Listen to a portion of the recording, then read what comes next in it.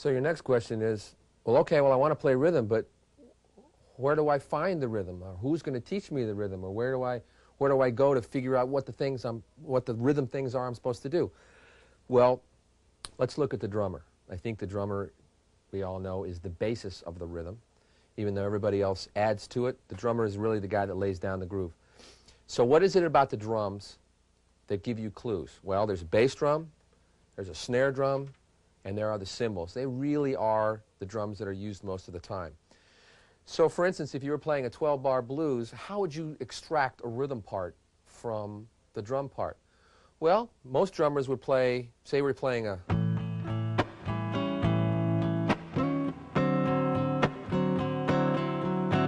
Now, where would you find that part in the drums? Well, the drummer would be riding the cymbal, say, or riding the hi-hat, playing eighth notes, da, da, da, da, da, well, actually, triplets, but da, da, da, da, da, da, da, da, da, da, da, da. Okay, that gives you a little bit of... That's kind of boring. I mean, you got the part, but you don't quite have the groove. Well, the snare drum is playing on the 2 and 4. Do, do, do, ba, do, do, do, do, do, ba, do, do, do, do, do, ba. Okay. Or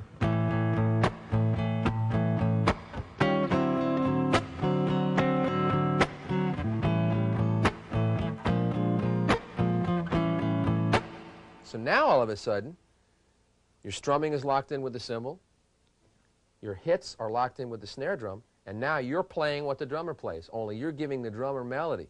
So now you're the perfect rhythm guitar player.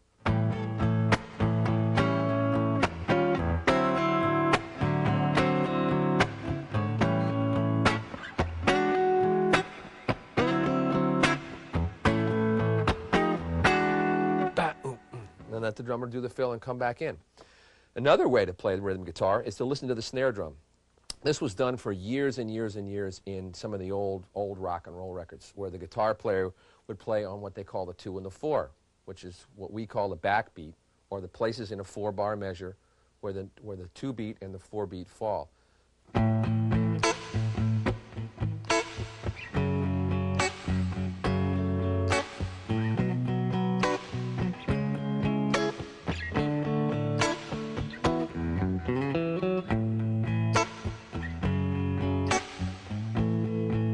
Now, you certainly would, when you hear that, you go, oh, yeah, that sounds like a million different tunes that you remember between 1959 and 1965.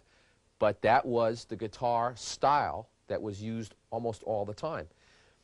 The 2 and the 4 is a nice thing also, because when you're not sure what to play, say you're on a record date, there's 3 guitar players, and you know, one guy is all over the place and the other guy is playing all these monster designer chords, and you go, wow, what am I going to do? You say, well, maybe I'll just play...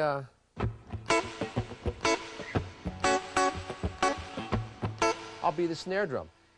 The worst thing that can happen to you is they'll never notice you, because you're playing exactly what the snare drum is playing. The best thing that can happen to you, the guy says, man, I love that part. It was right on the money. You played it great. Come back for the next date, and I'll pay you double scale. So look at the drums. The drums really are the key to a lot of the cool rhythm stuff. Same thing with percussionists.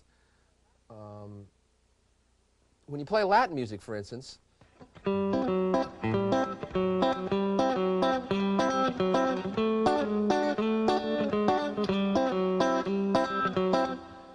probably hear somebody going doon ga doon. You hear it. Listen to the conga players, because he's going do ga ba do ga da ga do ga do ga ga.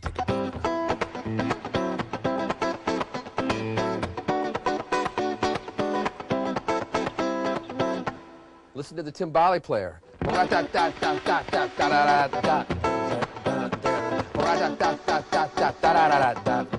Listen to the different guys in the percussion section. Cowbell guys, he's wanging away on like maybe the 2 and the 4 on the downbeats. Gang, gang, gang, gang.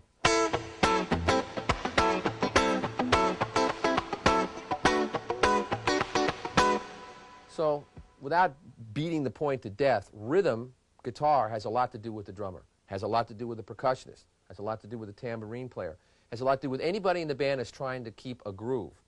Because, let's face it, the groove is the groovinest thing that's happening. So you want to be the grooviest thing that's happening? You want to play the groove.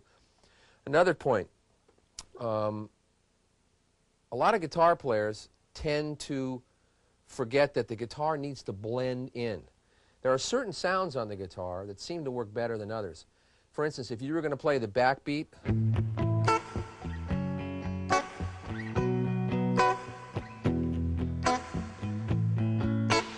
now this particular sound that I have has an awful lot of personality. For instance, when I mean by personality, it has a tonal quality that is very different from most other instruments. So say, instead of using that, I'm just using the two back pickups here for this sort of Stratocaster sound. Use the lead pickup.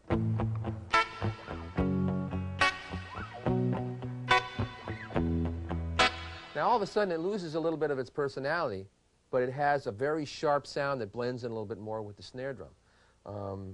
Same thing if you were going to play some of this Latin stuff. That has an awfully sharp sound. It probably would stand out a lot from the track. So you might want to change it to the rhythm pickup.